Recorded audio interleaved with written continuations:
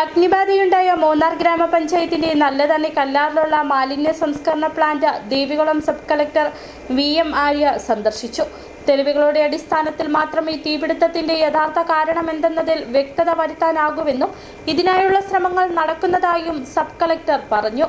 പ്ലാന്റിലേക്ക് എത്തുന്ന ലെഗസി വേസ്റ്റുകൾ സംസ്കരിക്കുന്നതിനായുള്ള സംവിധാനം ഒരുക്കുന്ന പ്രവർത്തനങ്ങൾ നടന്നുവരുന്നതായും സബ് കളക്ടർ വ്യക്തമാക്കി. കല്ലാർ പ്ലാന്റിന്റെ വിഷയം കുറച്ച് നാളുകൾക്ക് മുന്നേ തന്നെ നമ്മളുടെ ശ്രദ്ധയിലുണ്ടായിരുന്നു. അവിടെ സംഭവിച്ചെന്ന് പറഞ്ഞാൽ കുറേ വർഷങ്ങളായിട്ടുള്ള തരംതിരിക്കപ്പെടാതെയുള്ള വേസ്റ്റ് അവിടെ നിലനിൽക്കുന്നുണ്ട്.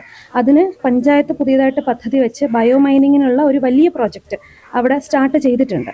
അപ്പോൾ ആ പ്രോജക്റ്റ് ഈ പറയുന്നത് പോലെ അതിൻ്റെ ടെക്നിക്കൽ സ്റ്റേജുകൾ കഴിഞ്ഞ് നടക്കാൻ പോവുകയാണ്. അതാണ് ലെഗസി വേസ്റ്റിൻ്റെ കാര്യം.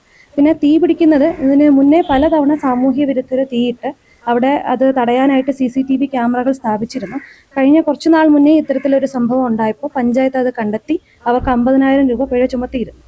ഈ വിഷയത്തിൽ നമ്മളുടെ പ്രാഥമിക നിഗമനം അതൊരു ഷോർട്ട് സർക്യൂട്ട് ഇഷ്യൂ ആണെന്നാണ്. അത് പക്ഷേ നമുക്കൊരു കൃത്യമായിട്ടുള്ള തെളിവുകൾ ലഭിച്ചാൽ മാത്രമേ എന്താണ് അതിൻ്റെ കാരണമെന്നുള്ളത് കൃത്യമായിട്ട് അറിഞ്ഞ് തടയാൻ പറ്റുള്ളൂ.